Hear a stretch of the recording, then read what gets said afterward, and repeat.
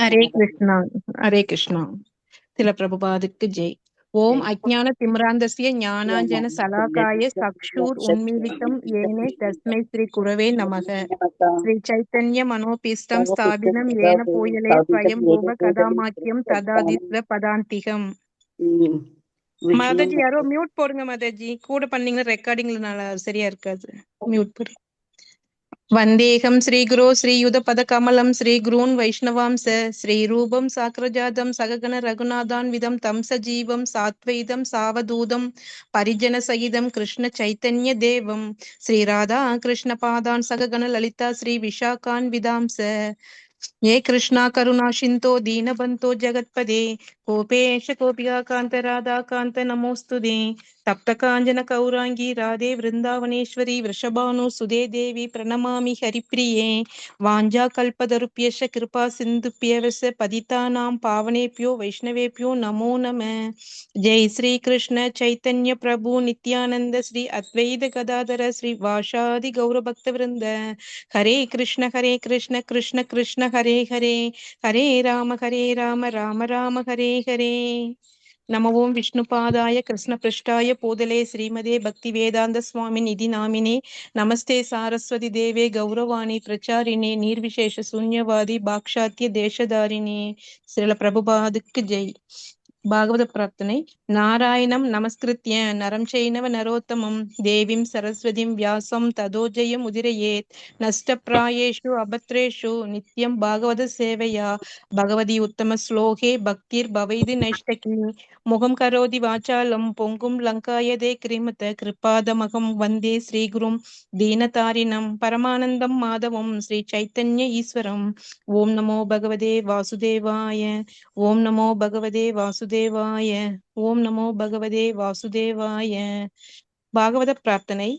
सर्वशास्त्राप्ति पीयूषा सर्ववेदैः सद्बला सर्वसिद्धान्त रत्नाय सर्वलोकैः त्रिकृदा सर्वभागवत प्राण श्रीमद् भागवत प्रभु कलिदुवन्दोदादित्य श्री कृष्ण परिवर्तित परमानंद पाठाय प्रेम वर्षाक्षराय दे सर्वदा सर्वसेव्याय श्री कृष्णाय नमोस्तुमे। मत्येक बन्तो मत्संकीन् मत्कुरो मन्महादन मत् निस्तारक मत् भाग्य मदानंद नमोस्तुते। असाधु साधु तदतायिन् अधिनोच ताकर काना मुंच काशिन माम பிரேம்னா ஹிருத் கண்டயோஸ்புரா। மொழிபெயர்ப்பு. ஓ எல்லா வேத இலக்கியங்களிலிருந்தும் கடைந்தெடுக்கப்பட்ட அமிர்தமே, வேதங்களின் மிக முக்கியமான ஆன்மீக பழமே மற்றும் எல்லா தத்துவங்களின் முடிவுகளான ஆபரணங்களை கொண்டவரே, உலக மக்களுக்கு ஆன்மீக பார்வையை கொடுப்பவர் மற்றும் வைஷ்ணவர்களின் உயிர் மூச்சாக விளங்குபவரே, பகவானே, நீர் கலியுகத்தின் இருளை போக்குவதற்காக உதித்த சூரியன், உண்மையில் நீர் எங்களிடம் திரும்பி வந்த கிருஷ்ணர். ஓ ஸ்ரீமத் பாகவதமே, உங்களுக்கு என் பணிவான வணக்கங்கள். உங்களை படிப்பவர்கள் உன்னத ஆனந்தத்தை அடைவார்கள், ஏனெனில் உங்கள் எழுத்துக்கள் அவர்களுக்கு தூய பக்தி தொண்டை பொழிகின்றது. நீங்கள் பகவான் கிருஷ்ணரின் அவதாரமாக இருப்பதால் எப்போதும் அனைவரும் உங்களுக்கு தொண்டு புரிய வேண்டும். ஓ ஸ்ரீமத் பாகவதமே, ஓ என்னுடைய ஒரே நண்பரே, உடன் இருப்பவரே, என்னுடைய ஆசிரியரே, என்னுடைய மிகப்பெரிய சொத்துமாகவும் என்னை விடுவிப்பவராகவும் இருப்பவரே, என்னுடைய மிக நல்ல பாக்கியம் மற்றும் ஆனந்தமாக இருப்பவரே, என்னுடைய மரியாதை கலந்த வணக்கங்களையும் ஏற்றுக்கொள்ளுங்கள். ஓ ஸ்ரீமத் பாகவதமே, புனிதமற்றவருக்கும் புனிதத்தை வழங்குபவரே, மிகவும் வீழ்ச்சி அடைந்தவர்களை உயர்த்துபவரே, என்னை எப்போதும் கைவிட வேண்டாம். கிருஷ்ணருக்கான தூய பக்தி தொண்டருடன் எப்போதும் என் இதயத்திலும் தொண்டையிலும் தோன்றுவீராக. அறிவோம் தத்சத். ஹரே கிருஷ்ணா. ஹரே கிருஷ்ணா மாதாஜி. தேங்க்யூ மாதாஜி. नमो विष्णुपदाय कृष्णपृष्ठाय पूतले श्रीमते जयपताक स्वामिनिधि नामिने। नमो आचार्य पादाय निताय कृपप्रदायिने गौरगतदामदाय नगरग्रामधारिणे। हरे कृष्णा। ओम नमो भगवते वासुदेवाय। स्टीवन ग्रेस भक्ति वेदांत स्वामी श्रील प्रभुपाद की जय। இன்னைக்கு ஸ்லோகம் 35 கரெக்ட்டுங்களா மாதாஜி? 4வது ஸ்கந்தம். 34 மாதாஜி. 34. ஓகேங்க மாதாஜி.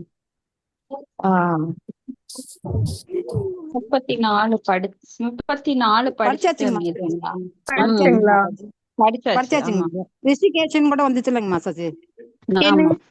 ரிஷிகேஷன் 35. ஓகே ஓகேங்க 35 மாதாஜி. தான் படிக்கணும். Okay. சரிங்க மாதாஜி. ஓம் நமோ பகவதே வாசுதேவாய. சிவன் பக்தி வேதாந்த சுவாமி ஸ்ரீல பிரபாதிக்கு ஜெய். 35வது ஸ்லோகம், 4வது ஸ்கந்தம், அத்தியாயம் 24, 35வது ஸ்லோகம். சங்கர்ஷணாய சூக்ஷ்மாய. மாதாஜி எல்லாம் மியூட் போட்டுக்கோங்க. சங்கர்ஷணாய சூக்ஷ்மாய துரந்தாயாந்த காயக காயச்ச நமோ விஸ்வ பிரபோதாய பிரத்யும்னாயாந்தர் ஆத்மனே. படிக்கிட்டாங்க மாதாஜி. ஹரே கிருஷ்ணா மாதாஜி. மாதாஜி மொழிபெயர்ப்பு. இருங்க மாதாஜி. மாதாஜி உறுதியா சொல்றேன், 34 தான் படிக்கணும். நேத்து வந்து அருவவாதிகள் உருவவாதிகள் அவங்களை எல்லாம் பத்தி நம்ம அந்த பேரால படிச்சோம். ஆத்ம ராமரை படிச்சோம் மாதாஜி. நல்ல ஞாபகம் இருக்கு மாதாஜி. 34ங்களா? 34 நிறுத்தணும் மாதாஜி. இது இந்த ஸ்லோகம் நமக்கு 34 இல்ல மாதாஜி, 34 தான் 34 படிக்கணும். படிக்கணும். 34 தான் படிக்கணும். மகேஷ் மாதாஜி, மகேஸ்வரி மாதாஜி, சொல்லுங்க. மாதாஜி, கிருஷ்ண 34 முடிச்சிட்டோம் மாதாஜி. ரிஷிகேன அதுக்கு கூட நாம புலன்களை அடக்குபவர் அப்படின்னு நாம சொன்னோம் இல்லைங்களா? அப்படியா மாதாஜி? 34 கூடஸ்தாய அதெல்லாமே நாம கூடஸ்தாய இதெல்லாமே படிச்சோம் நாம. அப்படிங்களா? சரி மாதாஜி, சரி மாதாஜி. சரி 35 தான் படிக்கணும். நான் கவனிக்கல போல. மொழிபெயர்ப்பு. எனது அன்பான பகவானே, நீரே சூக்ஷ்ம பொருட்களுக்கு மூல காரணமாக விளங்குபவர். எல்லாவற்றையும் ஒருமுகப்படுத்தவும் பிரிக்கவும் செய்கின்ற நாயகரும் நீரே. தன்னிகரற்ற மூர்த்தியான சங்கர்ஷனராகவும் ஞானங்களுக்கெல்லாம் நாயக மூர்த்தியாக விளங்கும் பிரத்யுமருக்கும் நீரே. ஆதலினால் எனது மரியாதைக்குரிய வந்தனங்களை உமக்கு உரித்தாக்குகின்றேன். பொருளுரை. இம்முழு பிரபஞ்சமும் பரமபுருஷ பகவானின் ஒருமுகப்படுத்தும் ஆற்றலினால் காக்கப்படுகின்றது. அவ்வாற்றலுக்குரியவராக அவர் இருக்கும் பொழுது சங்கர்ஷ்ணர் என்று அறியப்படுகின்றார். பௌதீக விஞ்ஞானிகள் பௌதீக சக்தியினுள் இருக்கும் பொருட்கள் எல்லாவற்றையும் ஒருமுகப்படுத்தும் சக்தியான புவியீர்ப்பு சக்தியினை வேண்டுமென்றால் கண்டுபிடித்திருக்கலாம். ஆனால் இவற்றை ஒருமுகப்படுத்தும் நாயகர் தனது வாயிலிருந்து வரும் எல்லாவற்றையும் தூள்தூளாக்கும் தீயினால் யுக இறுதியில் அழிக்கவும் செய்வார். இது தொடர்பாக பகவத்கீதை 11ஆம் அத்தியாயத்தில் பகவானின் விஸ்வரூப தரிசனம் விளக்கப்பட்டிருக்கின்றது. ஒருமுகப்படுத்தும் நாயகரே தனது பிரித்தாளும் சக்தியினால் இவ்வுலகை அழிக்கவும் செய்கிறார். சங்கர்ஷனர் உலகை ஒன்றுபடுத்தவும் பிரித்தளிக்கவும் கூடிய சக்தியின் நாயகராக விளங்க பகவான் வாசுதேவரின் மற்றொரு அம்சமான பிரத்யுமனரோ உலக வளர்ச்சிக்கும் அதன் காப்பிற்கும் பொறுப்பாக இருக்கின்றார். சீஷமாய என்னும் வார்த்தை முக்கியமானது. ஏனென்றால் இப்பௌதீக ஸ்தூல உடலினுள் சூட்சும உடல்களும் இருக்கின்றன. அவை மனம், புத்தி, ஆணவம் ஆகும். பகவான் தனது பல்வேறு அம்சங்களினால் வாசுதேவர், அனிருத்தர், பிரத்யும்னர் மற்றும் சங்கர்ஷ்ணர் இவ்வுலகில் உள்ள ஸ்தூல மற்றும் சூட்சும பொருட்களை காக்கின்றார். பகவத்கீதை குறிப்பிடுகின்ற ஸ்தூல பொருட்கள் நிலம், நீர், நெருப்பு, காற்று மற்றும் வானம் ஆகும். அது குறிப்பிடப்படுகின்ற சூட்சும பொருட்கள் மனம், புத்தி, ஆணவம் ஆகும். இவை எல்லாவற்றையும் முழுமுதற் கடவுள் வாசுதேவராகவும் சங்கர்ஷனராகவும் பிரத்யுமனராகவும் அனிருத்தராகவும் இருந்து கட்டுப்படுத்துகின்றார் என்பதனை பின்வரும் ஸ்லோகம் விளக்குகின்றது. ஹரே கிருஷ்ணா மாதாஜி. நன்றி மாதாஜி. நன்றி மாதாஜி. சோ பகவான் எப்படி புருஷ அவதாரங்களாகவும் குண அவதாரங்களாகவும் மன்வந்தர் அவதாரமாகவும் சக்தியா ஆவேச அவதாரமாகவும் லீலா அவதாரங்களாகவும் இப்படி தொடர்ந்து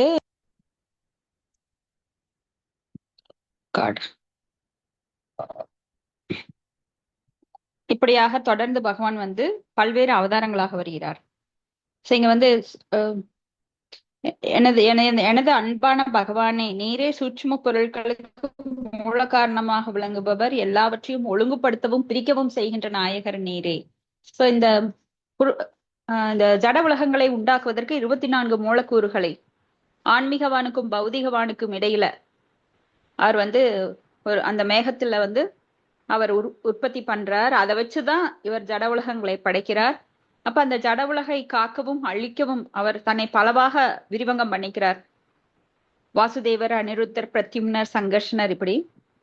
அதுல சங்கர்ஷனர் என்ன பண்றாருன்னா, ஒருமுகப்படுத்தும் நாயகராகவும் பிரித்தாளும் சக்தியாக இந்த உலகை அழிக்கவும் செய்கிறார் சங்கர்ஷனர். அதனாலதான் சங்கர்ஷனரை பகவான் ருத்ரர், சில சமயம் பகவான்னு சொல்லப்படலாம், சிவன் கூட.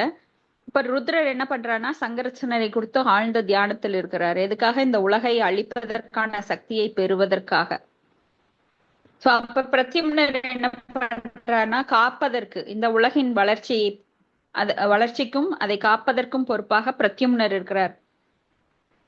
ஏன்னா இந்த பௌதிக உடலானது பூமிர் அனலோ வாயு கம்மனோ புத்திர் ஏவச்ச அகங்கார இது எம்மே பின்னா பிரகிருத அஷ்டதா அப்படின்னு சொல்லி பகவானிடமிருந்து பிரிந்த சக்திகள் இதெல்லாமே. நமது சூட்சும உடலும் ஸ்தூல உடம்பும், அந்த பஞ்சபூதங்களாலான ஸ்தூல உடல் எல்லாமே பகவானிடமிருந்து பிரிந்த சக்திகள். அதை கொண்டுதான் நாம இப்போ ஒரு உருவம் நம்மளுக்கு கிடைச்சிருக்கு. நம்மளுக்கு மேல்புறமாக இருக்கின்ற இந்த ஸ்தூல உடல், பார்க்கக்கூடிய உடல், இந்த நிலம், நீர், நெருப்பு, காற்றாலும் மனம், புத்தி, அகங்காரம் என்கின்ற ஸ்தூல உடலாலும் சூட்சும உடலாலும் ஆனது. இது எங்கிருந்து வந்ததுன்னா பகவான்கிட்ட இருந்து பிரிந்த சக்திகள் தான். அப்ப அது குறிப்பிடுகின்ற சூட்சும பொருட்கள் மனம், புத்தி, ஆணவம் இவையெல்லாம் முழுமுதற்கடவுள் வாசுதேவராகவும் சங்கர்ஷனராகவும் பிரத்யும்னராகவும் அனிருத்தராகவும் இருந்து கட்டுப்படுத்துகிறார் அப்படிங்கறத இந்த ஸ்லோகத்துல சில பிரபுபாதர் விளக்குறார். சோ இவங்க 4 பேருமே கட்டுப்படுத்தக்கூடியவர்கள் பகவானிடமிருந்து விஷ்ணு அவதாரங்களாக. சோ இவங்கெல்லாம் விஷ்ணு தத்துவமாக வருகிறார்கள். அடுத்த ஸ்லோகம் 36. நமோ நமோ அனிருத்தாய ஷிஷிகேஷேந்திரியாத்மனே நம பரமஹம்சாய பூர்ணாய நிப்ருதாத்மனே.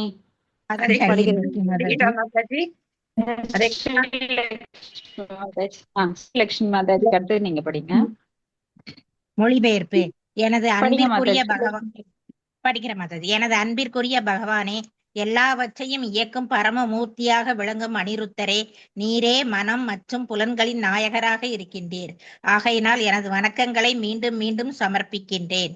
நீரே உமது வாயிலிருந்து வரும் செந்தழலின் மூலம் இவ்வுலகை அழிக்கின்ற சக்தி மிக்கவராக இருப்பதினால் அனந்தராகவும் சங்கர்ஷனராகவும் அறியப்படுகின்றீர். பொருளுரை. கிருஷி கேஷாந்திரி ஆத்மனே, புலன்களின் இயக்குனராக மனமும் அம்மனதின் இயக்குனராக அனிருத்தரும் இருக்கின்றார். பக்தி தொண்டு புரிவதற்கு ஒருவன் தன் மனதை பகவான் கிருஷ்ணரின் பத்மபாதத்தில் நிலையாக பதித்தல் வேண்டும். ஆகையினால் சிவபெருமான் மனத்தை அடக்கி ஆள்பவரான பகவான் அனிருத்தரை தன் மீது மகிழ்ச்சி கொண்டு தனது மனத்தினை பகவானின் திருவடி தாமரையில் எப்போதும் வைத்திருக்க அருளும்படி பிரார்த்திக்கிறார். இது பகவத்கீதையிலும் 9.34 குறிப்பிடப்பட்டிருக்கின்றது. மன்மனா பவமத் பக்தோ மத்யாஜி மாம் நமஸ்குரு. பக்தி தொண்டு புரிவதற்கு மனதினை பகவானின் திருவடி தாமரையின் தியானத்தில் ஈடுபடுத்த வேண்டியிருக்கிறது. இது மேலும் பகவத்கீதை 15.15 விளக்கப்படுகிறது. மத்த ஸ்மிருதிர் ஞானம் அபோகனம் ச. நினைவும் அறிவும் இவற்றின் நீக்கமும் பகவானிடமிருந்தே தோன்றுகின்றன. இவ்வாறு பகவான் அனிருத்தர் மகிழ்ந்தார் என்றால் அவர் நம் மனதினை பகவானின் பக்தி தொண்டில் ஈடுபடுத்த முடியும். இச்லோகம் பகவான் அனிருத்தர் தனது விரிவாற்றலினால் சூரிய தேவனாகவும் விளங்குகிறார் என்று குறிப்பிடப்படுகின்றது. எல்லாவற்றையும் விஞ்சும் தெய்வமாக விளங்கும் சூரிய பகவானே பகவான் அனிருத்தரின் அம்சமாக விளங்குவதனாலேயே சிவபெருமான் சூரிய தேவனையும் வணங்குகிறார் என்று இச்லோகம் கூறுகின்றது. பகவான் கிருஷ்ணர் தனது 4 அம்ச விரிவுகளிலும் வாசுதேவர், சங்கர்ஷனர், பிரத்யும்னர் மற்றும் அனிருத்தர் உளம் சார்ந்த செயல்களின் நாயகராக, அதாவது நினைவு, உணர்வு, விருப்பு மற்றும் செயல்தன்மை விளங்குகின்றார். சிவபெருமான் பகவான் அனிருத்தரை சூரிய தேவனாக நினைத்து வழிபடுகின்றார். காரணம், இப்பூத உடலின் கூறுகளாக விளங்கும் பஞ்சபூதங்களையும் கட்டுப்படுத்துபவராக சூரிய தேவன் விளங்குகிறார். ஸ்ரீல விஸ்வநாத சக்கரவர்த்தி தாக்கூர் அவர்களின் கூற்றுப்படி சூரிய தேவனின் மறுபெயரே பரமஹம்சர் என்பது. சூரிய தேவன் இங்கே நிர்பிரதாத்மனே என்று அழைக்கப்படுகிறார். இதன் பொருள் அவர் ஒருவரே மழையின் நல்கி எல்லா கிரகங்களையும் காப்பவர் என்பதாம். சூரிய தேவன் கடலிலிருந்தும் சமுத்திரத்திலிருந்தும் நீரை ஆவியாக மாற்றி மேகமாக செய்து மீண்டும் மேகங்களின் மூலம் நிலங்களில் மழை பெய்ய செய்கிறார். மழையினால் உலகில் பயிர் விளைகின்றது. இப்பயிர்களை எல்லா உலகங்களிலும் உள்ள உயிர்களை காக்கின்றது. சூரிய தேவன் இங்கே பூர்ண என்று அழைக்கப்படுகிறார். அதாவது அவர் ஒருவரே முழுமையானவர் என்பதாம். ஏனென்றால் சூரியனிலிருந்து வரும் ஒளிக்கதிர்கள் முடிவில்லாதவைகளாகும். இவ்வுலகு தொடங்கிய கோடான கோடி ஆண்டுகளாக சூரிய தேவர் ஒளியும் வெம்மையும் சிறிதும் குறைவின்றி கொடுத்து கொண்டிருக்கிறார். பரமஹம்சர் என்னும் வார்த்தை முற்றிலும் தூய்மையடைந்த ஒருவருக்கு பொருந்துவதாகும். போதுமான அளவு சூரிய ஒளி இருந்தால் மனம் தெளிவாகவும் தூய்மையாகவும் இருக்கும். அதாவது சூரிய தேவனே பரமஹம்ச நிலையில் உயிர்கள் தம் மனங்களை வைப்பதற்கு உதவுகிறது. ஆகையினால் சிவபெருமான் தனது மனமும் எப்போதும் தூய்மையாகவும் பகவானின் பக்தி தொண்டில் ஈடுபட்டிருக்குமாறு செய்யவும் அனிருத்தர் தன் மீது அன்பு காட்ட வேண்டும் என்று அவரை பிரார்த்திக்கின்றார். அழுக்குகளை எல்லாம் சூரிய ஒளி எரித்து தூய்மை செய்கிறது. அதிலும் குறிப்பாக அது ஒருவன் மனத்தில் உள்ள அழுக்கையும் நீக்கி தூய்மை செய்து ஆன்மீக உணர்வு நிலைக்கு அவன் உயர்வதற்கரிய ஆற்றலை கொடுக்கின்றது. ஓம் சத் சத். Hare Krishna. Thank you mother. Thank you Mataji. So இங்க வந்து அனிருத்தரோடைய வேலை என்ன அப்படிங்கிறது அழகாக சில பிரபுபாதர் நம்மளுக்கு இங்க விளக்குறார். பகவானுடைய பல்வேறு விரிவுகளுக்கு காரணம் என்னன்னா பல்வேறு காரணங்கள் இருக்கு. இப்ப அனிருத்தர், சங்கர்ஷ்ணர், பிரத்யும்னர், வாசுதேவர் அவங்களுக்கெல்லாம் ஒவ்வொரு பொறுப்புகள். அதனாலதான் பகவான் தன்னையே பலவாக விரிவங்கம் பண்ணிக்கிறார். ஸோ அந்த விரிவங்கம் எதற்காகனா இந்த பௌதிக உலகை ஆளுவதற்காக. ஏன்னா அவர் தவிர வேற யாராலும் செய்ய முடியாது. அப்ப சிவபெருமான் இங்க வந்து அனிருத்தரை வேண்டுறார். எதற்காக? அவருக்கு கொடுக்கப்பட்ட பொறுப்புகளை சரியாக நிறைவேற்றுவதற்காக. அனிருத்தர் இங்க வந்து அனிருத்தரோட அம்சமாக சூரியன். இப்போ வேதங்கள்ல நாம படிச்சிருக்கோம், பகவானுடைய ஒரு கண்ணாக சூரியனும் இன்னொரு கண்ணாக சந்திரனும் இருப்பதாக. அப்போ பகவானுடைய விரிவங்கள் அவரில் இருந்து வேறுபட்டதல்ல.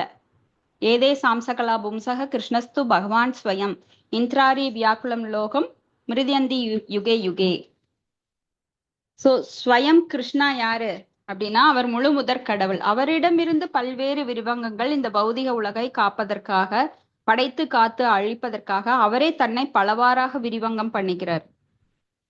இப்ப நம்ம ஏற்கனவே பார்த்திருக்கோம், இந்த சித்தர்கள் அப்படின்னு சொல்லப்படுற யோகிகளுக்கெல்லாம் சித்துக்கள் நிறைய தெரியும். அப்போ வெற்றியடையும் யோகிகள் பல சித்துக்கள், அஷ்டாங்க சித்திகள் அப்படின்னு சொல்லி 8 விதமான சித்திகள். பெரியவற்றுள் பெரியதாக, சிறியவற்றுள் சிறியதாக, தன்னையே பலவாறாக மாற்றிக்கொள்ளுவது அப்படின்னு மறையும் சக்தி, இதெல்லாமே அவங்க கிட்ட இருக்கு. கூடு விட்டு கூடு பயிர்தெல்லாம். அப்ப அப்படிப்பட்ட யோகிகள் கூட, சித்தர்கள் கூட தன்னை 8 அம்சமாக விரிவங்கம், 9 அல்லது 8ஆக விரிவங்கம் பண்ணிக்கலாம். இதுக்கு கர்த்தவ முனிவர் ஒரு எடுத்துக்காட்டு.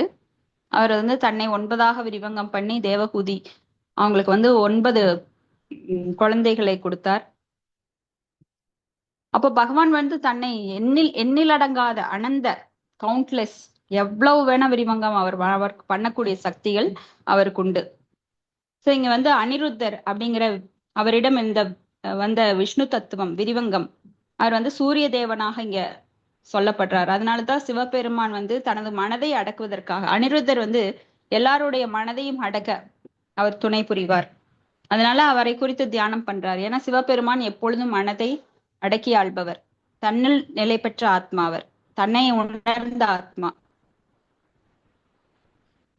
ஆத்மராமா, தன்னுள் நிறைவு பெற்றவர். சோ அதனால்தான் அவர் எப்போதுமே அனிருத்தரை குறித்து சங்கர்ஷ்ணரை குறித்து தியானம் பண்றார். அப்போ இந்த சூரியன் எப்படி சூரியன் வந்து ரொம்ப முக்கியமானது இந்த உலகின் வளர்ச்சிக்கு. அப்ப சூரியன் வந்து கடல்ல இருக்கிற, ஏன்னா சூரியன் இல்லைன்னா நம்ம இருட்டுல என்ன பண்றோம்னா, சந்திரனோட ஒளி இருந்தாலும் அந்த இருட்டுல நிறைய பேரோட மனங்கள் பாத்தீங்கன்னா வீக் ஆயிரும். ஏன்னா சூரியனுடைய ஒளி இருக்கிறப்போ எதையாவது நைட்ல திங்க் பண்ணீங்கன்னா அது ரொம்ப பாரமா இருக்கும். ஆனா காலையில வெளிச்சம் வர்றப்போ ஒரு தெம்பு வந்துடும். சைக்காலஜிக்கலா பாத்தீங்கன்னா இது எல்லாருக்குமே இருக்கு.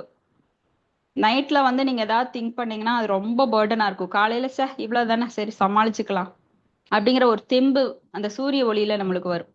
அது போல இருட்டுல எது பார்த்தாலும் பயமா இருக்கும். நம்மளுக்கு இருட்டுல வெளியில போக மாட்டோம். பேய்கள் தான் இருட்டுல நடமாடும். இன்னைக்கு நிறைய பேய்கள் மனுஷ ரூபத்துல நடமாடிட்டு இருக்காங்க. ஐடி கம்பெனில எல்லாம் வந்து 1 மணிக்கு 2 மணிக்கு தான் வீட்டுக்கு வருவாங்க. யானிசா சர்வ பூதானாம் அந்த ஸ்லோகத்துல பார்த்தபடி. சோ அதெல்லாம் பகலெல்லாம் அவங்களுக்கு இரவாகவும் இரவெல்லாம் பகலாகவும் இருக்கு. ஐந்தறியும் முனிவனுக்கோ அந்த இரவு நேரமும் பகல் நேரமும் அவங்க வந்து விடிய கால அந்த பிரம்ம முகூர்த்தத்துல எழுந்து தவம் செய்வாங்க. சோ அவங்களுக்கு கரெக்டா இருக்கும். ஆனா இவங்களுக்கெல்லாம் தலைகீழா இருக்கும். ஸோ இன்னைக்கு கலியுகத்துல அப்படித்தான் மக்கள் நடக்கிறாங்க. ஏன்னா நம்மளோட உடம்புல ஒவ்வொரு பார்ட்டும் வந்து எந்தெந்த டைம்ல நாம ரெஸ்ட் எடுத்தா அது ஒர்க் ஆகும் அப்படின்னு சாஸ்திரத்திலேயே சொல்லப்பட்டிருக்கு. ஆனா பகல் நேரத்துல தூங்கிட்டு நைட் எல்லாம் முழிச்சிட்டு இருந்தாங்கன்னா அவங்களுக்கு பின்னாடி பெரிய பெரிய நோய்கள் வரும். ஏன்னா சிஸ்டத்தை அவங்க வந்து சரியா பயன்படுத்திக்கல. பகல்ல ஒர்க் பண்ண வேண்டிய சிஸ்டத்தை நைட்ல ஒர்க் பண்ண வச்சுக்கிட்டு அது ஓஞ்சு போய் அப்புறம் படுத்துக்கும். நான் உனக்கு ஒத்துழைக்க மாட்டேன், நீ என்னமோ பண்ணு அப்படின்னு அது நோய் வந்து அப்படியே படுத்துக்கும். என்னால முடியலப்பா அவங்களோட போராட அப்படின்னு ஒவ்வொரு உறுப்புகளும் பாழாயிரும். அதனாலதான் நம்ம அந்த காலத்துல 8 மணிக்கு தூங்கி காலையில 4 மணிக்கு 3 மணிக்கு எந்திரிச்சாங்க விடிய காலையில. அதுதான் உடம்புக்கு ஆரோக்கியமானது. ஆனா சிஸ்டத்தை நீங்க இயற்கைக்கு மாறாக செயற்கையாக மாத்தும் போது எல்லாமே பாழாயிருது. ஏன்னா இயற்கை உங்களோட கண்ட்ரோல்ல கிடையாது, நம்ம கண்ட்ரோல்ல கிடையாது. ஆனா இயற்கையை நாம என்ன நினைச்சுக்கிறோம், சாதாரணமா நினைச்சுக்கிறோம். என்னோட மனம் போன போக்குல எல்லாம் நான் பண்ணுவேன், எனக்கு சுதந்திரம் இருக்குன்னு. யாருக்குமே சுதந்திரம் கிடையாது. இதை யாருமே புரிஞ்சுக்கிறது இல்ல. அப்ப கண் கட்ட பிறகு சூரிய நமஸ்காரம் அப்படிங்கறதெல்லாம் கூட இப்ப கிடையாது. கண் கெட்டாலும் அப்போ நான் தான் பிரில்லியன்ட்னு சொல்றாங்க. இதுதான் ரொம்ப அதிசயமான விஷயமா இருக்குங்க. அப்போ இந்த சூரிய தேவன் கடல்ல இருக்கிற நீரை ஆவியாக்கி மறுபடியும் மேகங்களாக்கி மறுபடியும் நம்மளுக்கு மழை கொடுக்கிறார். அந்த மழை மூலமாக நம்மளுக்கு பயிர்கள் கிடைக்கின்றது. அந்த பயிர்களை உண்டு மனிதர்கள் மனிதர்கள் மட்டுமல்ல பல ஜீவராசிகள் உயிர் வாழ்கின்றது. இதுக்கு சூரியன் வந்து ரொம்ப அடிப்படை. சூரியன் இல்லைன்னா இந்த உலகமே ரொம்ப இருண்டு போகும். ஏன்னா இந்த பௌதிக உலகங்கள் அனைத்துமே இருண்ட லோகம் என அழைக்கப்படுகிறது. எதனால? சூரியன் வந்து போறதுனால. பகலும் இரவும் மாறி மாறி வருகிறது, அதனால இருண்ட லோகம். ஆனா ஆன்மீக லோகத்துல இருள் என்பதே கிடையாது. அங்க பகல் இரவு என்ற இருமைகளே கிடையாது. துன்பம் இன்பம்ங்கிற இருமைகள் கிடையாது. எந்த ஒரு இருமைகளும் கிடையாது ஆன்மீக லோகத்துல. இந்த பௌதிக லோகத்துலதான் எல்லா இருமைகளும் இருக்கு. அப்போ சூரிய தேவன் வந்து இங்க பூர்ண அப்படின்னு அழைக்கப்படுறாரு, முழுமையானவர். ஏன்னா சூரியனிடமிருந்து வரும் ஒளிக்கதிர்கள் முடிவில்லாதது. அது கோடான கோடி ஆண்டுகளாக சூரிய தேவர் ஒளியும் வெண்மையும் சிறிதும் குறைவின்றி கொடுத்து கொண்டிருக்கிறார். பகவத்கீதையில படிச்சிருக்கிறோம். பகவானது ஆளுமைக்கு உட்பட்டு அவர் கட்டளைக்கு உட்பட்டு சூரியன் சந்திரன் முதலான கிரகங்கள் அதன் பாதையில் சரியாக சுழல்கின்றது. அதனோட பாதையை விட்டு சிறிது விலகினாலும் இங்க எதுவுமே எல்லாம் ஒண்ணுக்கொண்ணு கோள்கள் முட்டி எல்லாமே நாசகரமாயிரும். அப்ப பகவானோட ஆணைக்கு கட்டுப்பட்டு அதன் பாதையில் கரெக்டா வலம் வருது. இப்போ ஒரு பஸ் 2 பஸ் ஆப்போசிட்ல போகுது அப்படின்னா ஒருத்தன் வந்து இன்னொரு பஸ் மேல லேசா இடிச்சா போதும் பெரிய ஆக்சிடென்ட் ஆகும். அது மாதிரி கோள்கள் வந்து அதன் பாதையில் தெளிவா சுத்திட்டு இருக்கிறதுனாலதான் கோள்கள் ஒண்ணுக்கொண்ணு இடிச்சுக்காம இன்னைக்கு வரைக்கும் நாம நல்லா இருக்கிறோம். ஏன்னா பகவான் நம்மளுக்கு அத்தனை ஹெல்ப் பண்ணியிருக்காரு. இப்ப மேல இருந்து விண்கற்கள் விழுகின்றது அப்படின்னா விண்கற்கள் நாம நினைக்கிற மாதிரி பாறையெல்லாம் கிடையாது. அது பெரிய மலை போல கீழே வந்து டொம்முன்னு ஒழுகும். அதனால நில அதிர்வுகள் கூட ஏற்படும். நிறைய பேர் அதனால உயிரிழக்கலாம். ஆனா இன்னைக்கு வரைக்கும் அப்படி பெரிய ஆக்சிடென்ட் வராம இருக்கிற காரணம் என்னன்னா பகவானோட கருணை தான். சோ இங்க போதுமான அளவு சூரிய ஒளி இருந்தால் மனம் தெளிவாகவும் தூய்மையாகவும் இருக்கும். ஏன்னா சூரிய தேவன் பரமஹம்ச நிலையில் உயிர்கள் தன் மனங்களை வைப்பதற்கு உதவுகிறது. சோ மனதை கட்டுப்படுத்துறது பிரத்யும்னர், அவருடைய அம்சம்தான் சூரியன். இப்ப சிவபெருமான் தனது மனமும் எப்போதும் தூய்மையாகவும் பகவானின் பக்தி தொண்டில் ஈடுபட்டிருக்குமாறும் செய்யவும் அனிருத்தர் தன் மீது அன்பு காட்ட வேண்டும் என பிரார்த்திக்கிறார். சிவபெருமானே பிரார்த்திக்கிறார். அப்ப நாமெல்லாம் ஏமாத்துறோம். இப்ப அழுக்குகளை எல்லாம் சூரிய ஒளி எடுத்து தூய்மை செய்கிறது. இப்போ சூரிய ஒளி ஒரு மலத்தின் மீது பட்டால் அது மலம் தூய்மை அடையும். ஆனா அதனால சூரிய ஒளி பாதிக்கப்படுறது கிடையாது. அப்ப இதுல இருந்து புரிஞ்சுக்கலாம், அப்ப சூரியன் எவ்வளவு பவர்ஃபுல்லானவர். அதிலும் குறிப்பாக அது ஒருவன் மனதில் உள்ள அழுக்கையும் நீக்கி தூய்மை செய்து ஆன்மீக உணர்வு நிலைக்கு அவன் உயர்வதற்கு ஆற்றலை கொடுக்கின்றது. சோ மனதில் உள்ள அழுக்கை நீக்கிறது யாரு? பிரத்யும்னர். ஏன்னா மனதை கட்டுப்படுத்தக்கூடியவர். ஏன்னா மனம் போன போக்குல போனாக்கதான் எல்லாமே தவறுதலாக நடைபெறும்.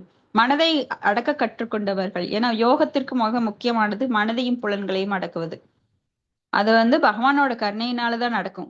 என்னோட முயற்சினால, தனிப்பட்ட முயற்சினால நடக்காது. அடுத்தது ஸ்லோகம் 37. ஸ்வர்காபவல்லக துவாராய நித்யம் சுசீத்சதே நமஹ நமோ ஹிரண்ய வீர்யாய சாதுர் ஹோத்ராய தந்தவே. படிக்கிட்டாங்க மாதாஜி. ஹரே கிருஷ்ணா படிக்கிட்டாங்க மாதாஜி. படிங்க மாதாஜி. எனது பகவானே, ஓ அனிருத்தரே, சொர்க்கத்தின் கதவுகளும் விடுதலையின் கதவுகளும் திறப்பதற்கு நீரே அதிகாரியாக இருக்கின்றீர். நீரே உயிரின் தூய இருதயத்தில் எப்போதும் வீற்றிருக்கின்றீர். ஆதலினால் எனது வணக்கங்களை உமக்கு அர்ப்பணிக்கின்றேன். நீரே பொன்னை போன்ற வீரியத்தை சுக்கிரம் உடையவராக விளங்குகின்றீர். சாதுர் ஹோத்திரம் என தொடங்கும் வேத வேள்விகளுக்கு நீரே நெருப்பு வடிவில் உதவுகின்றீர். ஆகையினால் உமக்கு எனது வந்தனங்களை தெரிவிக்கின்றேன். பொருளுரை. ஸ்வர்க என்னும் வார்த்தை சொர்க்கம் அல்லது தேவலோகத்தையும், அபவர்க்க என்னும் வார்த்தை விடுதலையையும் குறிக்கின்றது. கர்ம காண்டிய செயல்களின் மீது பற்றுடையோர்களை வேதங்கள் ஜட இயற்கையின் முக்குணங்களில் உண்மையில் சிக்கிக் கொண்டவர்கள் என்று கூறுகின்றன. அதனால்தான் பகவத்கீதை ஒருவன் பலன் தரும் செயல்களின் ஆட்சி எல்லைக்கு அப்பாற்பட்டவனாக இருக்க வேண்டும் என்கிறது. முக்தி அல்லது விடுதலை என்பது பல்வகைப்பட்டன. மிகச்சிறந்த விடுதலை என்பது பகவானது பக்தி துண்டில் ஈடுபடுவது ஆகும். பகவான் அனிருத்தர் பலன் தரும் செயல் செய்வோரை சொர்க்கத்திற்கு செல்ல உதவுவதோடு தனது வற்றாத ஆற்றலினால் ஒரு பக்தன் பக்தி துண்டில் ஈடுபடுவதற்கும் உதவுகிறார். எவ்வாறு வெப்பம் பௌதிக சக்தியின் ஆதாரமாக இருக்கின்றதோ அதுபோல் ஒருவன் பக்தி துண்டில் தன்னை ஈடுபடுத்திக் கொள்வதற்கு சக்தியாக பகவான் அனிருத்தர் இருக்கின்றார். ஹரே கிருஷ்ண மாதாஜி. நன்றி மாதாஜி. நன்றி மாதாஜி. சோ அனிருத்தரே, சொர்க்கத்தின் கதவுகளும் விடுதலையின் கதவுகளும் திறப்பதற்கு நீர் அதிகாரியாக இருக்கிறீர். சோ அவர் சொர்க்கத்தின் கதவு அப்படின்னா மேலுலகமான இந்திரலோகம், சந்திரலோகம் போன்ற மேலுலகங்களுக்கு அனுப்புறார் ஜீவராசிகள் விருப்பத்திற்கு ஏற்ப. ஆனா உண்மையான விடுதலை எது அப்படின்னா பக்தி தொண்டில் ஈடுபடுவதுதான் விடுதலை அல்லது முக்தி. முக்தி அப்படின்னா விடுதலை. சோ மிகச்சிறந்த விடுதலை அப்படிங்கிறது பக்தி தொண்டில் ஈடுபடுவதை தவிர வேற எதுவும் கிடையவே கிடையாது. நீங்க கர்ம காண்டிகளாக இருந்தாலும், ஞான காண்டிகளாக இருந்தாலும், யோகிகளாக இருந்தாலும் விடுதலை பெற முடியாது. சோ எல்லாரும் எங்க வரணும்? கடைசி ஸ்டாப் எது அப்படின்னா பக்தி தொண்டு. பக்தி தொண்டுக்கு வராம விடுதலை அடைய முடியாது. சோ அனிருத்தர் என்ன பண்றாருன்னா தனது வற்றாத ஆற்றலினால் ஒரு பக்தன் பக்தி தொண்டில் ஈடுபடுவதற்கு உதவுகிறார். எப்படி வெப்பமானது பௌதிக சக்தியின் ஆதாரமா இருக்குதோ அது போல பக்தி தொண்டில் தன்னை ஈடுபடுத்திக் கொள்ள சக்தியாக பகவான் அனிருத்தர் இருக்கிறார். அப்ப சிலரெல்லாம் கேட்கலாம், அப்ப நம்மளாம் அனிருத்தரை வணங்கணுமா? வேண்டியது கிடையாது. ஆனா பகவானே தன்னை பல அம்சங்களாக பிரிச்சிருக்கிறார். அப்போ பகவானை வணங்கினாலே, பொதுவாக பகவான் ஸ்ரீ ராதாகிருஷ்ணரை வணங்கினாலே போரும். பகவான் நம்ம உள்ளத்துல பல வேறுபாடுகளுடன் யாருக்கு என்ன தரணும், எதுல ஈடுபாடு இருக்கு, நாம எதுக்காக பக்தி பண்றோம், பக்தியில கலப்படம் இருக்கா, அதுக்கு தகுந்த மாதிரி அந்தந்த ரூபத்துல அதன் பலனை நமக்கு அருள்கிறார். சொர்க்கம் வேணுங்கிறவங்களுக்கு அனிருத்ரா வருவர். ஆனா நீங்க எது வேணும்னாலும் சரி, அகாம சர்வ காமோவா மோக்ஷ காம உதாரதி தீவிரேன பக்தி யோகேன யஜேத புருஷம் பரம். காமமே இருந்தாலும், காமமே இல்லாவிட்டாலும், சொர்க்கமே வேண்டும் என்றாலும், அகாம சர்வ காமம் மோட்சமே வேண்டும் என்றாலும், மோக்ஷ காம உதாரதி தீவிரேன பக்தி யோகேன, தீவிரமான பக்தி தொண்டு யாருக்கு பண்ணணும்னா பகவான் கிருஷ்ணருக்கு தான் பண்ணணும். நீங்க வேற எந்த தேவர்களுக்கு பண்ணினாலும் அது பக்தி கிடையாது. பக்தி அப்படின்னா, பக்தி தொண்டு அப்படின்னாலும் பக்தினாலும் அது பகவான் கிருஷ்ணருக்குத்தான். தேவர்களுக்கு செய்யறதெல்லாம் பக்தி கிடையாது. பக்திங்கிற டெஃபினிஷனே பகவான் கிருஷ்ணருக்குரியது. நீரே பொன்னை போன்ற வீரியத்தை சுக்லத்தை உடையவராக விளங்குகிறீர். சாதுர்ஹோத்திரம் என தொடங்கும் வேத வேள்விகளுக்கு நீரே நெருப்பு வடிவில் உதவுகிறீர். சோ ஹோமங்கள் எல்லாம் பண்ணும்போது ஸ்வாகா ஸ்வாகா ஸ்வாகான்னு சொல்லி நெருப்புல நிறைய போடுவாங்க. அந்த நெருப்பு பகவானுக்கு கொண்டு போய் கொடுக்குது, முழுமுதற் கடவுளுக்கு. நெருப்பு அந்த அக்னி தேவதை, அக்னி தேவதையாகவும் அவர் அனிருத்தர் விளங்குகிறார். ஆகையினால் அவருக்கு எனது வணக்கங்களை தெரிவிக்கிறேன்னு இங்க சொல்றாங்க. அடுத்த ஸ்லோகம் 38. நம ஊர்க்க இஷே திரையா பதையே யஜ்ஞாரேதசே திருப்தி தாய ச ஜீவனாம் நம சர்வ ரசாத்மனே. ஹரே கிருஷ்ணா. கிரிஜா மாதாஜி, கிரிஜா மாதாஜி படிக்கிறேன். ஹரே கிருஷ்ணா. படிக்கட்டும் மாதாஜி? படிங்க மாதாஜி. மொழிபெயர்ப்பு. எனது பகவானே, நீரே பித்ருலோகத்தையும் படைத்தீர், எல்லா தேவர்களையும் படைத்தீர். நீரே சந்திரனின் தண்ணீர் இல்லாத தெய்வமாகவும் 3 வேதங்களின் தலைவராகவும் விளங்குகின்றீர். நீரே உயிர்வாழ்கள் அனைத்தின் திருப்திக்கும் மூல ஆதாரமாக விளங்குகின்றபடியால் எனது மரியாதைக்குரிய வணக்கங்களை உமக்கு சமர்ப்பிக்கின்றேன். பொருளுரை. இப்பௌதிக உலகில் மனிதனாக உயிர்கள் பிறக்கும் பொழுது அவன் தேவர்களுக்கு, துறவிகளுக்கு மற்றும் தன் போன்ற மனிதர்களுக்கு செய்ய வேண்டிய கட்டுப்பாடுகள் பல இருக்கின்றன. சாஸ்திரங்களின் கட்டளைகள் தேவரிஷி உதாத்த ரூணாம் பித்ருணாம். இவ்வாறு ஒருவன் தனது மரபில் முன்னால் வாழ்ந்து மறைந்த பித்ருக்களுக்கும் கடப்பாடுடையவனாக இருக்கின்றான். சிவபெருமான் அனிருத்த பகவானிடம் தன்னை பித்ருக்கள், தேவர்கள், உயிர்வாழ்கள் மற்றும் துறவிகள் போன்றோருக்கு செய்யும் கடமைகளில் இருந்து விடுவித்து தன்னை எப்போதும் பகவானின் பக்தி தொண்டில் ஈடுபடுமாறு வைத்திருக்கும்படி வேண்டுகிறார். அதனால்தான் தேவர்ஷி பூதாப்தன் ரூணாம் பித்ருணாம் ந கிங்கரோ நாயம் ருணீச்ச ராஜன் சர்வாத்மனா எஸ் சரணம் சரண்யம் கதோ முகுந்தம் பரிகிருத்திய கர்த்தம். பாகவதம் 11.5.41. ஒருவன் தேவர்கள், துறவிகள், பித்ருக்கள் போன்றோருக்கு செய்யும் எல்லா கடமைகளிலிருந்தும் பகவானுக்கு பக்தி தொண்டு புரிவதனால் மட்டுமே விடுதலை பெற முடியும். சிவபெருமான் அதனால் தான் பகவான் அனிருத்தரிடம் இது போன்ற கடமைகளில் இருந்து தம்மை முற்றிலும் விடுவித்து பகவானின் பக்தி பணியில் முழுவதும் ஈடுபட அருளுமாறு வேண்டுகிறார். சோமன் அல்லது சந்திரனின் ஆதிபத்தியம் பெற்ற தெய்வமே உயிர்கள் உணவின் சுவையினை நாக்கின் மூலம் அறிவதற்கு பொறுப்பாகும். சிவபெருமான் பகவான் அனிருத்தரிடம் பகவானின் பிரசாதம் ஒன்றை தவிர வேறு எவற்றின் சுவையையும் தன் நாக்கு அறியாதிருக்கும் ஆற்றலை அருளுமாறு வேண்டுகிறார். ஸ்ரீல பக்தி வினோத டாக்கூர் ஒரு பாடலில் கூறுகிறார், புலன்கள் எல்லாவற்றினும் வெல்வதற்கரியதாக நாக்கே விளங்குகிறது என்கிறார். ஒருவன் நாக்கை அடக்கினால் பிற புலன்களை எளிதாக அடக்கி விடுவான். இறைவனுக்கு நிவேதனம் செய்யும் பிற பிரசாதங்கள் மட்டுமே உண்பதின் மூலம் நாக்கை கட்டுப்படுத்த முடியும். சிவபெருமான் பகவான் அனிருத்தரிடம் பிரார்த்திப்பதும் இதற்காகவே. திருப்திதாயக அவர் பகவான் அனிருத்தரிடம் பகவானுக்கு நிவேதனம் செய்யும் பிரசாதம் ஒன்றை மட்டுமே உண்டு தான் திருப்தி அடைய வேண்டும் என்று பிரார்த்திக்கின்றார். ஹரே கிருஷ்ணா. தேங்க்யூ. ஹரே கிருஷ்ணா. தேங்க்யூ மாதாஜி. நம்ம இந்த பௌதிக உலகம் போது பலருக்கும் கடன்பட்டு இருக்கிறோம். கடன்பற்றார் நெஞ்சம். திருவள்ளுவர் என்ன சொல்றாரு? அந்த ஸ்லோகம் யாருக்கு தெரியும்?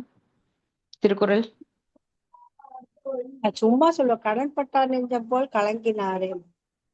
அது ஆமா, திருக்குறள் கிடையாது. கடன்பட்டார் நெஞ்சம் போல கலங்கினார்.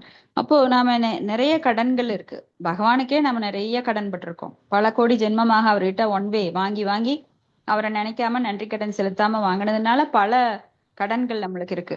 அப்ப இந்த பூமியில பிறக்கிறப்போ அவருக்கு கடன் பட்டிருக்கோம் அப்படின்னா மறைமுகமாக அவர்கிட்ட இருந்து வந்த தேவர்களுக்கும் பித்ருக்களுக்கும் பல இந்த மாதிரி பல உயிர்வாளிகளுக்கும் முனிவர்களுக்கும் நாம் கடன் பட்டிருக்கோம். தேவர்சி பூதாத்த நிரூணாம் பித்ருணாம் நா கிங்கரோணாயம் ருணீச்ச ராஜன் சர்வாத்மனாய சரணம் சரண்யம் கதோ முகுந்த பரிகிருத்திய கர்த்தம். சோ பித்ருக்கள், தேவர்கள், உயிர்வாளிகள், மற்ற உயிர்வாளிகள், துறவிகள், இவங்களுக்கு எல்லாமே நம்ம கடன் பட்டிருக்கோம். ஏன்னா தேவர்கள் நம்மளுக்கு மழை, காற்று, வெயில் அதெல்லாம் தர்றாங்க. முன்னோர்கள் நமக்கு சொத்து கொடுத்துருக்குறாங்க. நம்மளை வழியாக பரம்பரையாக நம்மளுக்கு நிறைய பொருட்களை கொடுத்து போயிருக்கிறாங்க. பித்ருக்கள், தேவர்கள் மியூட் பண்ணிக்கோங்க ராஜலட்சுமி மாதாஜி. ராஜலட்சுமி மாதாஜி மியூட் பண்ணிக்கலாம். பல உயிர்வாளிகள் நம்மளுக்கு நன்மை செய்யுது. மண்புழு, கிளி, போன்ற பறவைகள், விலங்குகள், பசு போன்ற விலங்கு எல்லாமே நம்மளுக்கு நிறைய உதவி செஞ்சிருக்கு. ஸோ உயிர்வாளிகளுக்கு தேன்பூச்சியிலிருந்து நிறைய உயிர்வாளிகளுக்கு நாம் கடன் பட்டிருக்கோம். ஸோ துறவிகள் அவங்கெல்லாம் வந்து நம்மளுக்கு கிரந்தங்களை நம்மளுக்கு நிறைய தந்திருக்காங்க. மகாபாரதம், ராமாயணம் போன்ற காவியங்கள், இதிகாசங்கள், பல நல்ல நூல்களை எல்லாம் மொழிபெயர்த்து அவங்க படைச்சு தந்திருக்காங்க. ஸோ இவங்களுக்கு எல்லாமே நம்ம கடன் பட்டிருக்கோம். ஆனா இங்க சிவபெருமான் என்ன வேண்டார் அப்படின்னா, இந்த கடன்களிலிருந்து என்னை விடுவித்து பக்தி தொண்டில் ஈடுபடுமாறு வைத்திருக்கும்படி வேண்டுகிறார். பக்தி தொண்டில் யார் முழுமையாக ஈடுபடுகிறார்களோ அவர்கள் அனைவரும் இந்த கடனில் இருந்து விடுவிக்கப்படுகிறார்கள். அப்ப நாமெல்லாம் பக்தி தொண்டு எடுத்துட்டோம், நாம உடனே விடுபட்டுட்டோமா? நாம பித்திருக்களுக்கு திதி கொடுக்க வேண்டாமா? தேவர்களுக்கு நன்றி கடன் செலுத்த வேண்டாமா? பல உயிர்வாளிகளுக்கு நாம இப்ப திதியெல்லாம் கொடுக்காம நாம விட்டுலாமா அப்படின்னு கேட்டா கிடையாது. நாம ஒன்னும் முழுமை அடையல, பக்தி தொண்டுல முழுமை அடையல. பிரேமை நிலையெல்லாம் அடையிற வரைக்கும் நாம இதுல இருந்து விடுவிக்கப்படவில்லை. அப்ப லோக சங்கிரக பர்பஸ் அப்படின்னு சொல்லி லோக சங்கிரக, அந்த லோகத்தில் நாம் செய்யக்கூடிய கடன்களை நாம் செய்தாக வேண்டும். இப்ப பித்திருக்களுக்கு திதி கொடுக்கறதுல இருந்து எல்லாம் செய்யணும். ஏன்னா நாம் அந்த உயர்ந்த நிலையை அடையவில்லை. ஆனா சிவபெருமான் பக்தி தொண்டில் தன்னை முழுமையாக ஈடுபடுத்துறதுனால அவர் அதுல இருந்து விடுவிக்கப்படுகிறார். சோ நீரே சந்திரனின் தண்ணீர்கள்லா தெய்வம், 3 வேதங்களின் தலைவர் அப்படின்னு இங்க சிவபெருமான். அவர் 3 வேதங்கள் அப்படின்னா 4 வேதங்கள் சொல்லப்படுதே, ஏன் 3 வேதம் இங்க சொல்றாங்கன்னா 3 வேதங்கள் தான் முதல்ல சொல்லப்பட்டது. அப்புறம் உபவேதமாக மீண்டும் ரிக், யசு, சாம, அப்புறம்தான் அதர்வண வேதம் வந்தது. முதல்ல ஒன்றாக இருந்தது, அப்புறம் 4ஆக பிரிக்கப்பட்டது. அதுல 3 முதல்ல வந்தது, அப்புறம் 4வது மறுபடி கொண்டு வந்தாங்க. இப்படி ஒருவன் தேவர்கள், துறவிகள், பித்திருக்கள் போன்றோருக்கு செய்யும் எல்லா கடமையிலிருந்தும் பகவானுக்கு பக்தி தொண்டு புரிவதனால் மட்டுமே விடுதலை அடைய முடியும். இப்போ நம்ம பாத்தீங்கன்னா இந்த மாதிரி தூய பக்தி தொண்டு செய்யறவங்களுக்கு வேற இந்த லோக சங்கரக அப்படிங்கிற கடன்கள் எல்லாம் எதுவுமே கிடையாது. காலையில போய் பூநூல் குளத்துல வந்து சந்தியாவந்தனம் எல்லாம் பண்ணுவாங்க பிராமணர்கள்.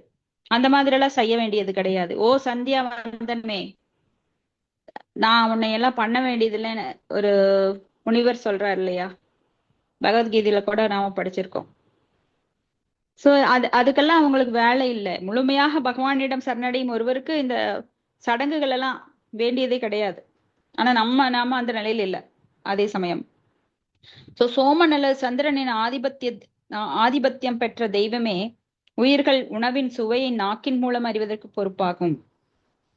சோ சந்திரன் இருக்கிறதுனால தான் சுவை நம்மளுக்கு கிடைக்கிறது. இது பகவத்கீதையில நம்ம பார்த்திருக்கோம். சந்திரன் வந்து எல்லாவற்றிற்கும் சுவையை தருகிறது.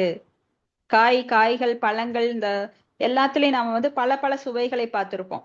ஒரு காயோட சுவை, ஒரு ஃப்ரூட்டோட சுவை, ஒரு பூவோட வாசம் இன்னொரு பூவுக்கு இருக்காது. ஒவ்வொன்றுக்கும் பர்டிகுலரா அதாவது தனித்தனி குறிப்பிட்ட தன்மைகள் இருக்கும். எப்படி இதெல்லாம் கிடைக்குதுன்னா சந்திரனின் கருணையினால, சந்திரனுடைய பவர்னால தான் அந்த சுவை வேற வேறையா இருக்கு. அப்போ நம்ம இந்த நாக்கு வந்து ரொம்ப மோசமானது மனுஷனுக்கு. ஏன்னா அது பிரசாதமா உண்ணாமல் பல பகை சுவையில நாம எப்பவுமே சாப்பிட்டுட்டே இருக்கணும்னு விரும்பும் போது அந்த நாக்குக்கு அடிமையாயிடுறான். பேசும்போதும் அப்படிதான். அதனாலதான் உபதேசமிருதத்துல ஸ்ரீல ரூப கோஸ்வாமி சொல்றார், வாச்சோ வேகம், மனசக்ரோதோ வேகம், ஜிக்வா வேகம், உதரோபஸ்த வேகம், ஏகான் வேதான்யோ விஷகேத தீர சர்வாம் அபிமாம் பிருத்திவீம் சிஸ்யாத் அப்படின்னு. சோ ஒருவன் சீடர்களை ஏற்றுக்கொள்ள வேண்டும் என்றால் அவன் வந்து நாக்கு, அந்த பேச்சின் தன்மை, குரோதோ வேகம், கோபத்தின் வேகம், வயிறு பாலுறுப்பு எல்லாத்தையும் அடக்கணும். இது எல்லாமே நேர்கோட்டுல இருக்கு. நாக்கு, வயிறு, பாலுறுப்பு எல்லாம் நேர்கோட்டுல இருக்கு. இது எல்லாமே அடக்கினால் மட்டுமே சீடர்களை ஏற்றுக்கொள்ளும் தகுதியை பெறுவான், அவன் தான் குருவா இருக்க முடியும் அப்படின்னு சொல்றார். அப்போ பிரசாதத்தை மட்டுமே ஒன்று நான் திருப்தி அடைய வேண்டும் அப்படின்னு சிவபெருமானே பிரார்த்திக்கிறார். அடுத்தது ஸ்லோகம் 39. சர்வ சத்வாத்ம தேகாய விசேஷாய ஸ்தாவீர்யசே நமஸ்திரைலோக்கிய பாலாய ஷஹ ஓஜசோ பலாய ச. ஹரே கிருஷ்ணா. நான் படிக்கிறேங்க மாதாஜி. படிங்க. மொழிபெயர்ப்பு. எனது அன்பிற்கினிய பகவானே, நீரே எல்லா உயிர்களையும் தம்முள் கொண்டிருக்கும் பிரபஞ்சத்தின் விஸ்வரூப வடிவமாக விளங்குகின்றேன். நீரே 3 லோகங்களையும் காத்து அவற்றிலுள்ள உயிர்களின் மனம், காயம், புலன்கள் மற்றும் உயிர்காற்று போன்றவற்றையும் காக்கின்றீர். ஆகையினால் உமக்கு எனது மரியாதையுடன் கூடிய வந்தனங்களையும் அர்ப்பணிக்கின்றேன். பொருளே சவுண்ட் தான். மனித உடலானது கோடானு கோடி மரபணுக்களினாலும் நுண்ணுயிர்களினாலும் கட்டப்பட்டிருப்பது போல் முழுமுதற் கடவுளின் உலகளாவிய உடலானது உயிர்களின் தனிப்பட்ட உடலினால் ஆக்கப்பட்டது. சிவபெருமான் எல்லா உடல்களையும் தன்னிடத்தே கொண்ட உலகளாவிய உடலிற்கே தனது பிரார்த்தனைகளை அர்ப்பணித்தார். இதன் மூலம் எல்லோர் உடலும் பக்தி தொண்டில் முற்றிலும் ஈடுபடலாம் அல்லவா? தனிப்பட்ட உடல்கள் புலன்களினால் துவக்கப்பட்டிருக்கின்றன. ஆதலினால் எல்லா புலன்களும் பகவானின் பக்தி தொண்டில் முழுமையாக ஈடுபடுத்துதல் வேண்டும். உதாரணத்திற்கு நாற்றத்திற்குரிய புலனாக மூக்கு விளங்குகின்றது. அது பகவானின் பத்ம பாதங்களில் அர்ப்பணிக்கப்படும் மலர்களின் நறுமணத்தை மட்டுமே நுகர வேண்டும். அதுபோல் கைகள் பகவானின் கோயில்களை தூய்மை செய்வதில் ஈடுபட வேண்டும். உயிர்களின் பிராணவாயுவாக விளங்கும் பகவானே 3 லோகங்களையும் காப்பவராக இருக்கின்றார். அதனால் அவர் உயிர்கள் எல்லாவற்றையும் தமது உயர்ந்த கடமையில் மனத்தாலும் உடலாலும் ஈடுபட செய்ய தூண்ட முடியும். அதனால் எல்லா உயிர்களும் முழுமுதற் கடவுளுக்கு தமது பிராண அதாவது உயிராலும், அதாவது செல்வத்தாலும், புத்தியினாலும், வாக்கினாலும் பக்தி தொண்டாற்றுதல் வேண்டும். ஸ்ரீமத் பாகவதம் 10.22.35 கூறுகின்றது. ஏதாத்வத் ஜன்ம சாபல்யம் தேகினாம் இக தேகிஷி பிராணனர் அர்த்தைர் தியாவாச ஸ்ரேய அசரணம் சதா. பகவானின் பக்தி பணியில் ஒருவன் ஈடுபட வேண்டும் என்று விரும்பினாலும் அவரது அனுமதியின்றி அவனால் அதனை செய்ய முடியாது. சிவபெருமான் தனது பிரார்த்தனைகளை பல்வேறு வழிகளில் அர்ப்பணித்ததின் மூலம் உயிர்கள் பகவானின் பக்தி தொண்டில் எவ்வாறு ஈடுபட வேண்டும் என்பதை எடுத்து காட்டுகின்றார். Hare Krishna. Thank you. Thank you Mataji. Mute பண்ணிக்கோங்க மாதாஜி. எனது அன்புக்குரிய பகவானே, நீரே எல்லா உயிர்களையும் தம்மில் கொண்டிருக்கும் பிரபஞ்சத்தின் விஸ்வரூபமாக வடிவமாக விளங்குகிறீர். ஸோ நம்ம பகவத்கீதை 11வது அத்தியாயத்துல விஸ்வரூபம் பார்த்தோம். ஸோ பகவான் எப்படி எல்லா உயிர்களையும் தம்மில் கொண்டிருக்கிறார் அப்படிங்கிறத அந்த ஸ்லோகங்கள் ஒவ்வொன்றும் நம்மளுக்கு விவரிக்கிறது. இப்போ 3 லோகங்களையும் பூர் புவஸ்வ அப்படின்னு 3 லோகங்கள், மேலுலகம், மத்திய லோகம், கீழுலகம், 14 உலகங்களும் 3 லோகங்களாக சொல்லப்படுது. அந்த 3 லோகங்களையும் அவற்றினுள்ள உயிர்களின் மனம், காயம், புலன்கள், உயிர், காற்று எல்லாவற்றையும் காப்பவர் நீரே அப்படின்னு பிரார்த்தனை பண்றார். அதனால உமக்கு எனது வணக்கங்கள் அப்படின்னு சொல்லிட்டு சில பிரபுபாதர் பொருளுரையில சொல்றார். கோடானு கோடி மரபணுப்புகளாலும் நுண்ணுயிர்களாலும் கட்டப்பட்டிருப்பது போல முழுமுதற் கடவுளின் உலகளாவிய உடலானது உயிர்களின் தனிப்பட்ட உடலால் ஆக்கப்பட்டது. சோ இங்க நுண்ணுயிர்கள் எப்படி கோடானு கோடி மரபணுக்களாலும் நுண்ணுயிர்களாலும் கட்டப்பட்டிருப்பது போல முழுமுதற் கடவுளின் உலகளாவிய உடலானது. பகவானது உடல் அப்படின்னா இவ்வளவுதான் சைஸ் அப்படின்னு சொல்ல முடியாது. இதெல்லாம் நம்மளுக்கு கற்பனைக்கு எட்டாத அச்சிந்திய. அதாவது லோகா மவுண்டைன் அப்படின்னு எல்லாம் நம்ம நிறைய படிப்போம். அந்த பிரபஞ்சத்தினோட கட்டமைப்பு எப்படிப்பட்டது அப்படின்னு 5வது அத்தியாயத்துல நாம பார்ப்போம். அப்போ இந்த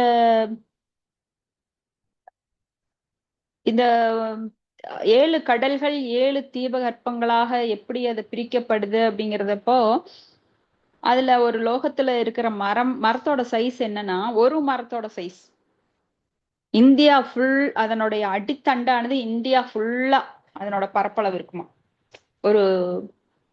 அதை விட அதிகமா இருக்கலாம். சோ அதனோட அடித்தண்டே இந்தியா ஃபுல்லா கவர் ஆயிருக்குமா, இந்திய நிலப்பகுதி ஃபுல்லா. அப்படின்னா நம்மளால நம்புவோமா? சோ பகவானுடைய படைப்புங்கிறது நம்மளுக்கு கற்பனை. அதனோட அடித்தண்டே அப்படின்னா உயரம் எப்படி இருக்கும்? நிஜமா எல்லாருமே வந்து இது கற்பனைன்னு நினைப்போம். ஆனா உண்மை அதுதான். பகவானோட படைப்பு அப்படிங்கிறது நம்மளால மனசுல கூட கற்பனை பண்ணி பார்க்க முடியாதான். அதனாலதான் பகவானை புரிந்துக்கிறது அவ்வளவு எளிதானது காரியம் கிடையாது. சிவபெருமான் எல்லா உடல்களையும் தன்னிடத்தே கொண்ட உலகளாவிய உடலுக்கே தனது பிரார்த்தனையை அர்ப்பணிக்கிறார். அதன் மூலம் எல்லார் உடலிலும் பக்தி தொண்டு முற்றிலும் ஈடுபடலாம் அல்லவா? சோ எல்லாரோட உடலும் பக்தி தொண்டுல ஈடுபடணுங்கிறதா அவரோட பிரார்த்தனை. அவர் வந்து தனிப்பட்ட பிரார்த்தனை வைக்கல, எல்லாருக்குமே அந்த பிரார்த்தனை வைக்கிறாரு. அப்போ தனிப்பட்ட உடல் வந்து புலன்களால் துவக்கப்பட்டிருக்கிறது. ஆதலினால் எல்லா புலன்களும் பகவானுக்கு பக்தி தொண்டு முழுமையாக ஈடுபடுதல் வேண்டும். சோ மூக்கு வந்து நம்ம மனதை நுகர்வதற்காக பயன்படுத்துறோம். சோ அந்த மலர்களை, பகவானுக்கு அர்ப்பணிக்கப்படும் மலர்களை அதன் மூலம் நுகரலாம். கோயிலை தூய்மை செய்ய கைகளை பயன்படுத்தலாம். இப்படி அம்பரீஷ் மகாராஜா தனது ஒவ்வொரு புலன்களையும் எப்படி பகவானது சேவையில் ஈடுபடுத்தினாரோ அது போல இங்கே பகவான் வென்றார். அப்போ உயிர்களின் பிராணவாயுவாக விளங்கும் பகவானே 3 லோகங்களையும் காப்பவராக இருக்கிறார். சோ பகவான் தான் எல்லா லோகங்களையும் காக்கிறார். அதனால் அவர் உயிர்கள் எல்லாவற்றையும் தமது உயர்ந்த கடமையில் மனதாலும் உடலாலும், வாச்சோ மனசோ கர்மனோ, மனதாலும் உடலாலும் செயலாலும் ஈடுபடுத்த தூண்ட முடியும். அதனால் எல்லா உயிர்களும் முழுமுதற் கடவுளுக்கு தனது பிராண, அதாவது உயிராலும், அர்த்த அதாவது செல்வத்தாலும், புத்தியாலும், வாக்காலும் பக்தி தொண்டாற்றுதல் வேண்டும். சோ என்ன நல்லா இருக்கோ, யாருக்கு என்ன திறமை இருக்கோ, இப்ப ராஜலட்சுமி மாதாஜி கோயம்புத்தூர்ல இருக்காங்க இல்லையா, அவங்க அழகான பெயிண்டிங் பண்ணி நம்மளுக்கெல்லாம் அர்ப்பணிச்சிருக்கிறாங்க. இங்க பாருங்க, நான் உங்களுக்கு ஷேர் பண்றேன். அந்த போட்டோஸ் வந்து கோயிலுக்கு கொடுக்க போறாங்க.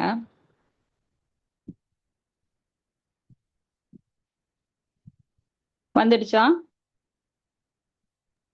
இல்லைங்க மாதாஜி. வரலைங்க மாதாஜி.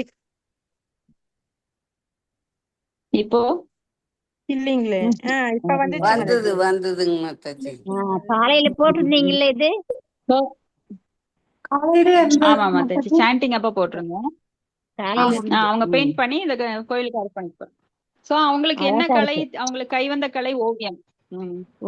எவ்வளவு அழகான ஓவியங்கள். இத வந்து கோயிலோடைய சுவர்களை அலங்கரிக்கிறதுக்காக அவங்க அர்ப்பணிக்க போறாங்க. சோ யாருகிட்ட என்ன திறமை இருக்கோ, எங்கிட்ட ஒண்ணுமே இல்லைன்னு யாராவது சொல்லுங்க பாக்கலாம் இங்க இருக்கிறவங்க. சோ சமையல் செஞ்சு சாப்பிடுறீங்க, அட்லீஸ்ட் சமையல் செய்ய தெரியுது இல்லையா? அப்ப கோயில்ல போய் நீங்க சமையல் செய்யறதுக்காக உங்களுடைய நேரத்தை ஒதுக்கலாம், உங்களோட அந்த எனர்ஜி கொடுக்கலாம். பகவான் கிருஷ்ணருக்கு என்னால எதுவுமே செய்ய முடியாதுன்னு சொல்றவங்க முட்டாள். ஏன்னா பகவான் கிருஷ்ணர் நம்மளுக்கு அத்தனை கொடுத்திருக்கிறாரு. கையை காலால, உங்க கை கால் இல்லாதவங்க இங்க யாராவது இருக்கிறோமா? மூளை இல்லாம இருக்கிறோமா? சோ ஏதாவது ஒரு விதத்துல பகவானுக்கு நீங்கள் சேவை செய்து கொண்டே இருக்க வேண்டும். முடியலன்னா உங்க செல்வத்துல கொஞ்சத்தை, ஒரு 5%, 10%, 50% கொடுத்தவங்க யாரு? தனது செல்வத்தில் 50 பகுதியை கொடுத்து நம்மளுக்கு முன்னுதாரணமாக இருந்தது யார்? அனுகாஸ் அப்படின்னு சொல்லுவோம் இல்லையா, ரூப கோஸ்வாமி, சனாதன ஜீவ கோஸ்வாமி, சாரி ஸ்ரீல ரூப கோஸ்வாமி, ஸ்ரீல சனாதன கோஸ்வாமி. டக்குன்னு சொல்லணும். எஸ், சனாதன கோஸ்வாமி அவங்க எல்லாம் எடுத்துக்காட்டா இருந்தாங்க. ஆமா, இப்ப நிறைய பேரு திருப்பதி பெருமாளை வந்து பார்ட்னரா வச்சிருக்காங்க தெரியுமா? அவங்க பிசினஸ்ல வர்ற ஒரு 10% லாபத்தை திருப்பதி பெருமாளுக்கு கொடுப்பாங்க. சோ அவங்க எல்லாம் இன்டைரக்டா பக்தி தொண்டு பண்றாங்க. சோ இங்க வந்து ஒரு முக்கியமான விஷயம் எல்லாருக்கும் சொல்றது என்னன்னா, இந்த வேர்டு வந்து நீங்க, இந்த சென்டென்ஸை நீங்க எல்லாருமே நல்லா அண்டர்லைன் பண்ணிக்கோங்க. பகவானின் பக்தி பணியில் ஒருவர் ஈடுபட வேண்டும் என்று விரும்பினால் அவரது அனுமதி செய்ய முடியாது. நிறைய பேருக்கு கேட்க இல்ல, எங்கனால முடியலன்னு சொல்றவங்க எல்லாம் இதை நல்லா ஞாபகம் வச்சுக்கோங்க. எதனால நீங்க வர முடியல? பகவானுடைய அனுமதியின்றி செய்ய முடியாது. அப்ப அனுமதிக்கவில்லை, ஏன்னா நீங்க இடம் கொடுக்கல. அவரை பத்தி தொடர்ந்து நினைக்க உங்களுக்கு மனம் இல்லை. பகவான் விட்டு வெளியில போக விரும்புறவங்களுக்கு அவங்க சுதந்திரத்தை கொடுத்து வெளியில அனுப்பிடுறாரு. சோ பகவானின் பக்தி பணியில் ஒருவர் ஈடுபட வேண்டும் என்று விரும்பினால் அவரது அனுமதியின்றி அவனால் அதை செய்ய முடியாது. அண்டர்லைன் பண்ணிக்கோங்க. வேறு வழிகளில் அனுமதிப்பதன் மூலம் உயிர்கள் பகவானின் பக்தி தொண்டில் எவ்வாறு ஈடுபட வேண்டும் அப்படின்னு சொல்றார். சோ இந்த பிரார்த்தனைகள் ரொம்ப ரொம்ப முக்கியமானது. சோ இப்படிதான் பிரார்த்தனை இருக்கணும். சிவபெருமான் தனக்காக மட்டுமல்ல, எல்லா உயிர்கள் மேல அவர் ஆசுதோஸ். அதனால எல்லா உயிர்கள் மேல அவருக்கு பற்று இருக்கிறதுனால தான் இப்படி பிரார்த்தனைகளை அர்ப்பணிக்கிறார். சோ அவரே பக்தி தொண்டுல தன்னை ஈடுபடுத்தி கொள்ளணும், அதுக்கு உங்களுடைய அனுமதி வேணும், நீங்க எனக்கு கருணை புரியணும் அப்படின்னு அனிருத்தரை வேண்டும் போது நாமெல்லாம் ஏமாத்துறோம். நாம கேட்க போற மிகப்பெரிய சொத்து என்ன? நான் பக்தி தொண்டில் ஈடுபட வேண்டும், எனக்கு உன் மீது அந்த பிரேமியை வளர்த்து கொள்ள எனக்கு அந்த வாய்ப்பு தாருங்கள், உங்களுக்கு ஏதோ ஒரு விதத்துல நான் தொண்டு செய்து கொண்டிருக்க வேண்டும் அப்படின்னு நாம பிரார்த்தனை பண்ணிட்டே இருக்கணும். இதோட முடிச்சுக்கலாம். ஏதாவது இருந்தா நாம பார்க்கலாம். யாருக்காவது இருக்குங்களா இதுல? சோ நம்மனால பக்தி தொண்டு நான் தான் பண்றேன்னு யாரும் நினைக்காதீங்க. அதுக்கு பகவான் அனுமதி கொடுக்கணும். அது ஒரு பெரிய கிஃப்ட். நீங்க உங்களுக்கு எத்தனை கோடி கொடுத்தாலும் அதெல்லாம் கிடையாது. உங்களுக்கு பக்தி தொண்டு ஏன்னா அவ்வளவு சீக்கிரம் பக்தி கொடுக்க மாட்டார். அது கொடுத்தாருன்னா நம்மளாம் பெரிய அதிர்ஷ்டசாலிகள். இந்த உலகம் நம்மதான் பணக்காரங்க.